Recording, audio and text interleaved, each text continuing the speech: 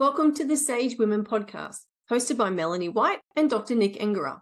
We have real conversations with real women, health professionals, and coaches who share stories about perimenopause, menopause, and a range of women's health issues. Please subscribe so you get the latest updates every fortnight. It's Melanie White here on the Sage Women podcast, and I'm super stoked to have Julie Davidson with us to talk about her rollercoaster experience with perimenopause. Julie, welcome and lovely to see you. Thank you. It's been a roller coaster and it still is, so I can't wait to start talking more about it. It sounds like you need to have a rant. I'm sounding that way, I'm guessing. It's been a journey. It's definitely been something that I was not ready for, and I'm still figuring it out as I go. It's a crazy ride. But I did say to myself right at the very beginning of this, when I found out that's what was happening, that I'm just going to write it out. People that are listening to this are probably thinking there's no way I'm going to get some support with whatever it is, HRT. I've just decided this is what it's meant to do. So I'm just going to let it do it. So yeah, fun times. Well, let's dive in if you're ready. And I'd love to know, firstly, just give us a quick bio of you, who you are and what you do, so that we've got some context for this discussion. Absolutely. So I am a health and wellness coach. So I am 50 years of age, about to turn 51. And I primarily work with women that are struggling with perimenopause, and not just perimenopause, but their overall health and well-being. And women have just really lost their confidence and they just don't know who they are anymore. Their kids have left home, and I really just try and help them get back on track with their nutrition and exercise. And just right now, I'm really focused on helping women get through perimenopause the best they can, and just come through it really confidently, because I think women are just so undereducated, and I just want to be there to support them and just share my own journey.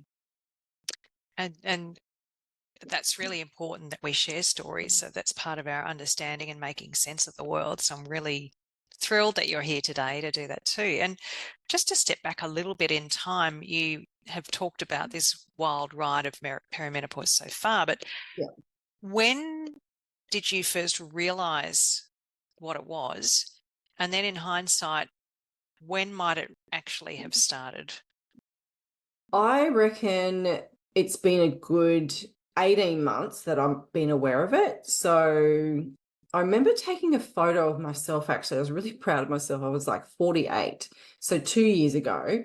And I looked in the mirror and I went, okay, I'm doing all right. And then between August of my 48th birthday and then the December, things just changed. And I was like, I put on the weight, that midlife, that midsection, and I just felt not myself. It just, I'm pretty upbeat. I'm pretty outgoing, outspoken. I'm a Leo, heart, love it. And it just all changed.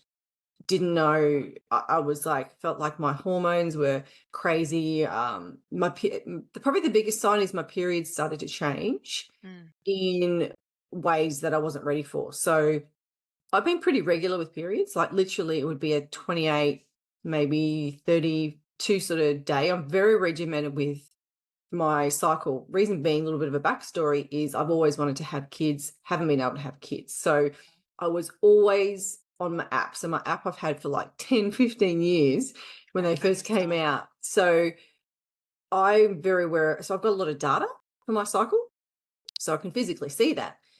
And when it started to change, I didn't think too much of it. Like I did think, okay, I know about menopause. We know it's going to happen. One day you're just not going to get a period. Pretty much that was my limited education on it. I went, we're done. There's no period, but I had no idea that this craziness that was going to start. And I don't know if I've really only been in it for 2 years or not. Before that, maybe because of the breakouts of craziness. When I say craziness, I mean crying and outbursts, and anything can irritate you. So maybe prior to that, so maybe it could be a good 2 or 3 years before. Interesting. So that it sounds like through this cycle tracking, Mm, you've had some very deep awareness of yeah. the last 18 months, but on reflection, you're thinking about changes in your mood and Yes. emotional health, maybe lasting a bit longer than that. Oh, it was crazy. Like, and then even I couldn't concentrate at work. I was just like, everything just irritated me. That was probably the biggest thing, that I couldn't control what was actually happening with my body. There was no explanation apart from, okay, you're getting your period now. But then the periods just become a little bit erratic. And it wasn't until I think that December I was talked about, and then the January, I didn't get a period for like nearly 2 months. I went, oh, okay, something's happening. Yeah, okay. So that was really the only indication of what was going on, and that I thought something is starting to change. I went, oh, yeah. And I remember just thinking, hearing all these stories from other women, you're like, oh, man, this is not going to be fun. But I kind of didn't see it that way. Yeah, I wasn't feeling the best, but I just really wanted to embrace and learn as much as I could about it, because I'm a learner. I like to read, I like to educate myself, and I like to actually, I should have been a scientist or a detective, I swear, because that's how much I love to learn about it. So, yeah, that's my sort of back history on that. Right. And what are you experiencing now? Like in the later stages of perimenopause, I suppose your periods are becoming more irregular. Yep. Um, what else is happening for you? Um, I'm finding even the last couple of cycles have been quite short, which is quite confusing for me, because my understanding is they get longer. So then they get more distant. But what I did do probably about 6 months ago is I started looking into my gut health. And Right. since I started taking some gut um, probiotics and things like that, it kind of synced my cycle back into a little bit more of a rhythm again. So I've actually been getting a regular cycle again. So, and what I found also, though, it did level me out a little bit. So me taking that, and the gut, which I was unaware Mm. was a big contributor to balancing your hormones. Go figure. So I have found in the last 6 or 7 months that I'm a lot calmer. My periods are probably still a little bit intense, and lead up to is still, like, when I say crazy, I don't like to use that word crazy, but I know everyone listening, the women, will understand what that means. Is your emotions are just out of control. Mhm. And that's the biggest difference I noticed was um, including some gut health really changed. It was awesome. And you were working with a dietitian at that point, weren't you? Yes. I was working with a dietitian, and she primarily works with women with perimenopause. Mhm. So she got me onto a bit more of a nutrition plan that was going to support my hormones, that was going to support also helping with a little bit of body fat. Like, the weight loss was never really, she doesn't talk about weight loss as in weight loss. It was more to help reduce the body fat, which was going to help balance your hormones, the whole thing. So I went through like a whole 4 month, 5 month program with her, and that really helped me understand how to eat better nutrition Mhm. for my body, which then also helped me sleep better. I did lose the body fat because I was consistent with my eating, and Mhm. consistent with exercise as well. And So sleeping better. sleeping better. Yeah. Yeah. And even I noticed 2 weeks ago, I'd found myself just in a really stressful time with work, with different things happening. I was house sitting. Our gym was closed, and we had to go to a new one. So it felt like my life was uprooted for about 2 or 3 weeks. And I can't tell you, and I didn't eat properly. So then I was going back to an old pattern. I was waking up at 2 o'clock every morning. Every morning I did this for about 10 days. 2 or 3 o'clock, wide awake, ching. I Mhm. literally could have ran a marathon at 3 o'clock in the morning. Some Wow. days I had so much energy, I couldn't go back to sleep. So I just proved that my nutrition, when I get off that, it really does affect everything in your body. Yeah, and often at menopause, people are talking about hormones in terms of estrogen and progesterone and those sorts of things. What we're Mm. not talking about, though, is the increase in insulin resistance. We're Yeah. not talking about the increase in cortisol at that time, the decrease in melatonin and DHEA. So we're seeing this uptick in Mm. stress and inflammation in the body that has to be counted in terms of lifestyle. And of course, hormone replacement therapy is suitable for some women, and some women want to take it and others don't. But aside Mm. from that, there's this hormonal cascade, and what can we do to influence that side of things? It's so important. What Oh, you've just explained is a really great example of that.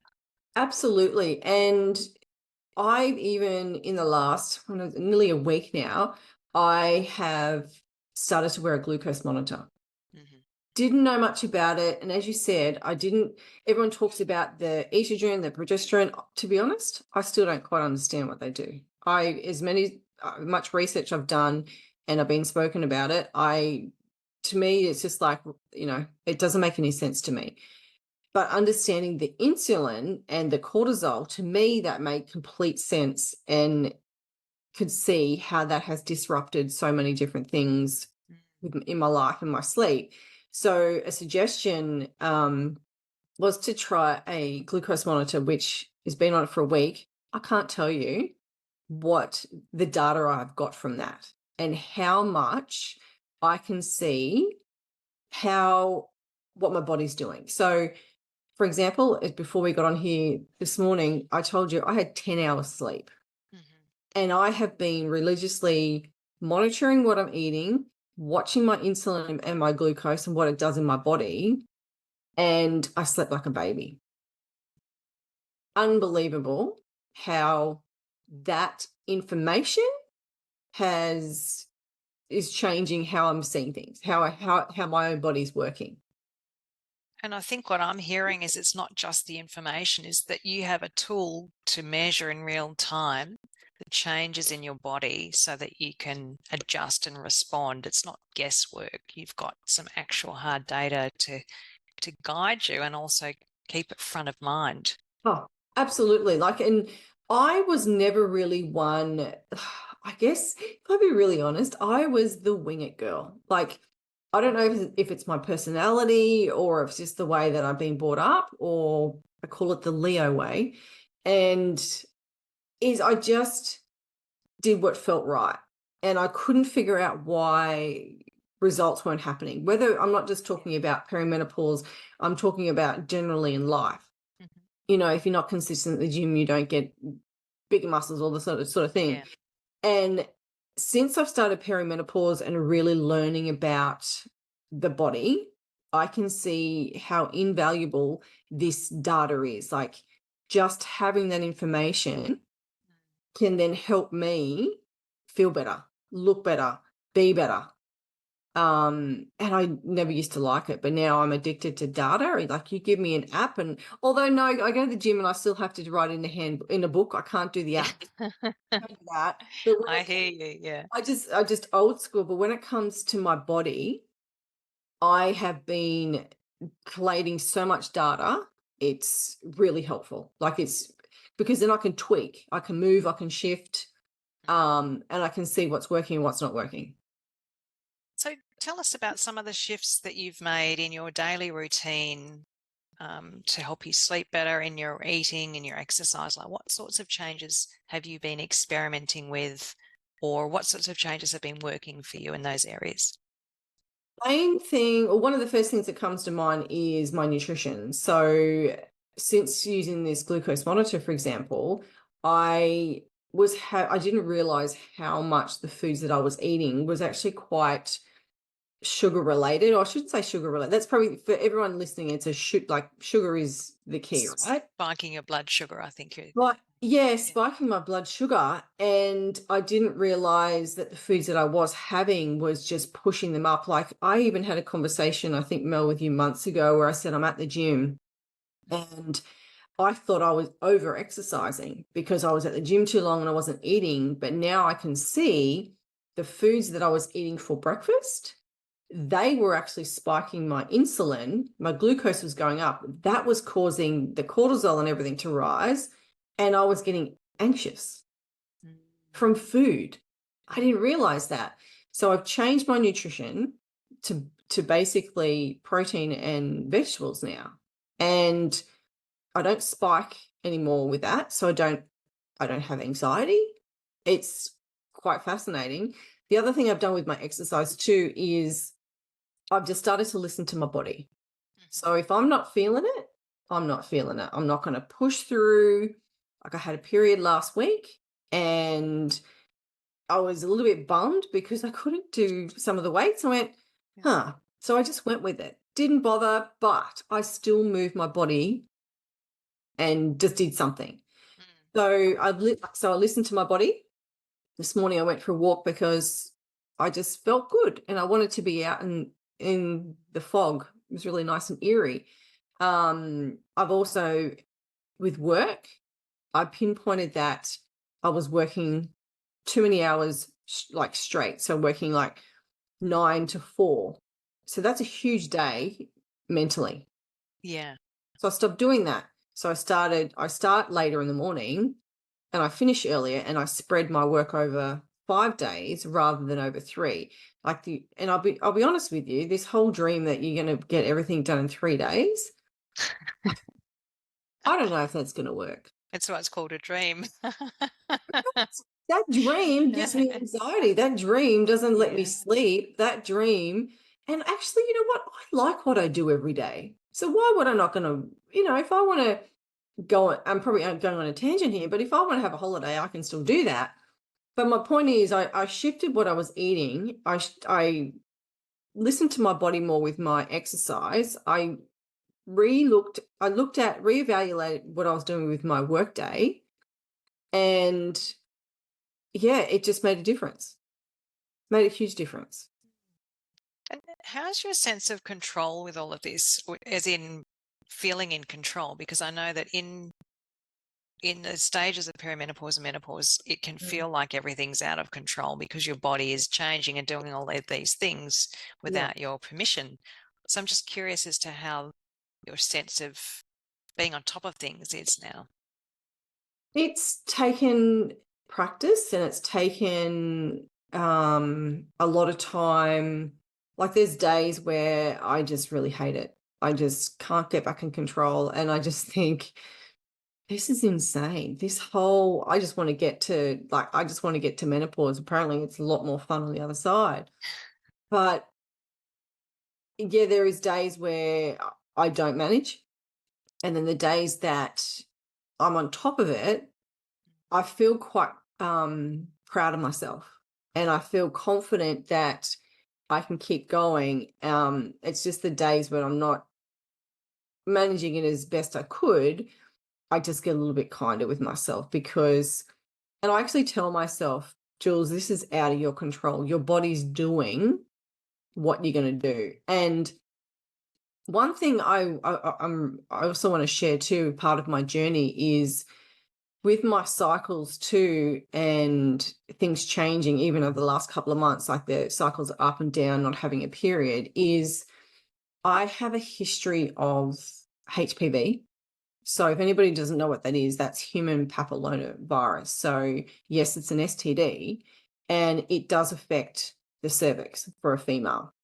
So not only am I managing perimenopause, but I'm also managing HPV, which is basically precancerous cells in your cervix. And I had surgery back in April this year. And so it kind of messed up my cycles. So emotionally, I'm all over the place with my cycles, but also with HPV, I have to have a pap smear every 6 months. So it's quite a confronting thing that I'm also dealing with. So not do I have to think, when am I going to get a period, but also 6 months when I have a pap smear, is it going to be negative or is it going to be positive? So There's a base anxiety with this yeah, condition. And thank you for being very open and vulnerable in talking about this. Totally fine, because it's something that doesn't get talked about, and Yeah. it's been a big part of my life for nearly 10, 11 years that I've just had to manage. Like, I'm managing it, but it's definitely makes perimenopause a little bit trickier, because you're constantly having to manage your hormones, and apparently this having your hormones kind of up and down, and your nutrition is huge. That's also not helping recovery of HPV. So is there an overlap between what you need to do for perimenopause and what you need to do for HPV, or are they conflicting? What I'm learning, and right at the very beginning of all of this, like I've really struggled with um body image and things like that. So it's always come down to nutrition and food for me, and learning. And I've known for a little while that HPV cannot survive in like an alkaline body. So sugar is not good. So when you think of it, HPV and perimenopause are very well connected, in my experience, in my opinion, because removing the sugar, removing the insulin spikes is, one, not going to feed the HPV, because that can't survive. It basically feeds off sugar. And me also reducing my sugar and insulin spike for my perimenopause, that is going to keep my hormones way more balanced. So over time, if I'm looking at the nutrition from both sides of that, one, it's going to keep me a little bit normal, not, less crazy. And then it's going to put my HPV into a position, you can never get rid of it, but it can get rid of those abnormal cells. So part of it also too is the stress that comes along with perimenopause. Like, as you know, Mel, it just can get you so wired, Yeah. so fired up, like you can't explain it. So the stress that it puts on your body, even from a HPV point of view, it's not helping my immune system. So if I'm constantly pushing up that insulin, pushing out that cortisol, not going to help either. Yeah, absolutely. I mean, they know, or the research shows that when you're stressed, it robs your body of vitamins and minerals used to counteract free radical damage. So then you become nutrient depleted and you're prone to inflammation. It's such an important thing that people don't talk about. No. And thank you for mentioning stress and the fact that Mm. those two big life events for you are, it's so important, obviously, for you to manage Mm. stress and to eat well. Yeah, it's huge. And, most days I cope quite well. Like I said, I exercise, I drink water, I do all the right things, and always outside in the sunshine. But some days it just gets you, and there's nothing you can do about it. You're just going to ride it out. I mean, do I want to have, do I miss my chocolate, and do I miss all that sort of stuff? Absolutely. Because it was like, you're going out with friends and family. Sometimes it can be a little bit boring when you've got to change your nutrition and things like that. And it's like, oh, but what's the payoff is because HPV can lead to cancer. I definitely don't want that. And I just want to feel better, because even I want to be able to support as many women as I can. Like, I love what I do, and I can't do that properly if I can't take care of myself first. Then it's not going to help anybody at all. Yeah, it's so well said. I think also you have kind of touched on or alluded to the fact that you're a lot more kinder to yourself and more compassionate. And I'm wondering how big of a part that has been for you in this journey, how significant it's been. Huge. It has been huge. And I will tell you exactly when I made that decision. Like, you're probably thinking, how can you just make a decision one day? Well, I did. It was a couple of months ago. And the way how I'm going to explain it is where I started to fit, when I went, you know what?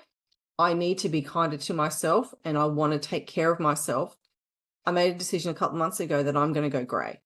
I'm going to grow my hair out.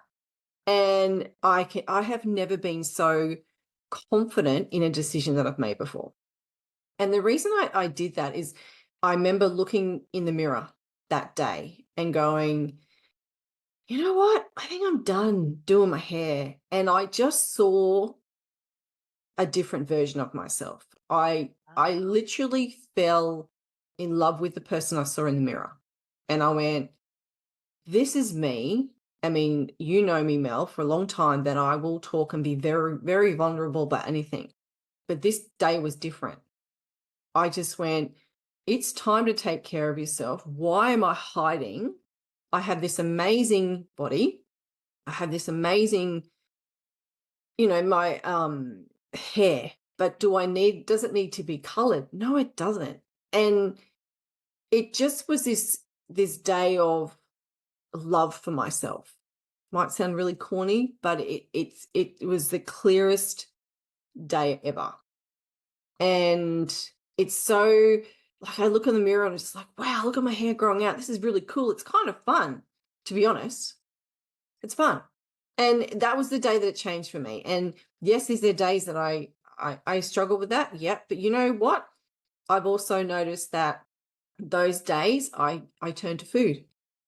mm, And it's interesting. So there's this cycle, and there's a history of me of cycling back to nutrition and not feeling good. But as soon as we start to see who we are, and I even went another side note too, how I started taking care of myself is I went and saw a color lady, a color stylist, where oh yeah.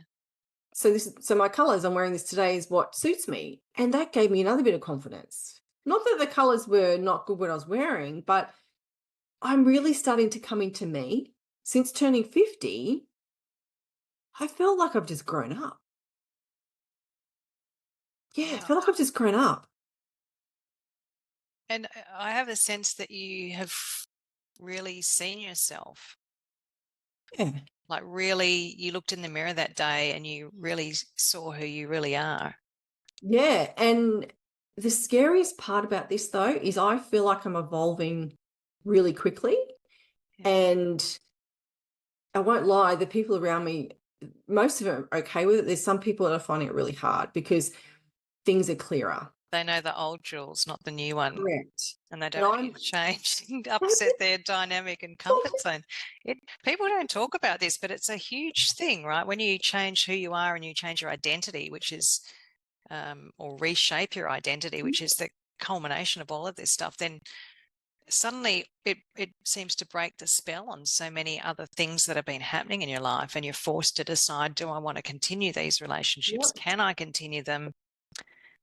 If so, how? And if not, well, Mm. it's clearing space. It's quite a transformational time. Oh, it's absolutely true. And it can be a little bit confronting, but I'm just going to keep pushing through it. Like, I'm pushing through and I'm owning who I am. Like, even today, I've got an appointment that I found somebody that is going to do some testing for me because I want to take control of my health because no one else is going to do that.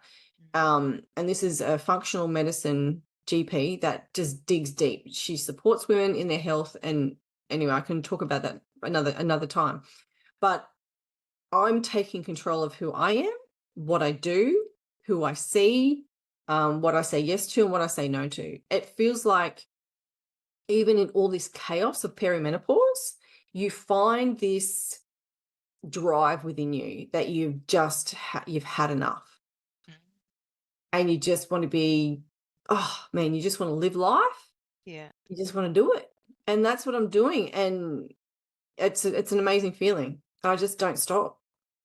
You sound very single-minded, very focused, very driven, as you would say, and yet not to the point of breaking yourself. It seems that you've discovered a better way of living and working and being Mhm. productive and efficient that doesn't um, kind of rob you of your energy and your sanity. It sounds Yeah. like you've really made some adjustments. You've listened to your body and said, this is how I'm going to be. This is who I'm going to be. And I hear a confidence in you that comes with that.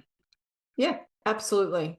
Absolutely. And it takes time to get there, but you just know when you know, you know. And say to anyone that's listening to this, if you've got this gut feeling that it just keeps coming up, just honor that. Just listen to your body. And as scary as it may be that you have to make changes or you need to shift, coming out the other side is so much more powerful. So much more powerful. What an amazing conversation, Jules. Thank you so much for coming on the podcast today and So welcome. sharing some really personal stuff, and also your energy and enthusiasm for moving through it in your way, for taking charge, for getting support from qualified people. It's really inspirational. Amazing. Thank you so much for having me and letting me just share my story, and hopefully this can help more women, because we've got to stick together. So thank you again for having me. Thanks so much, Jules. See you next time. See ya.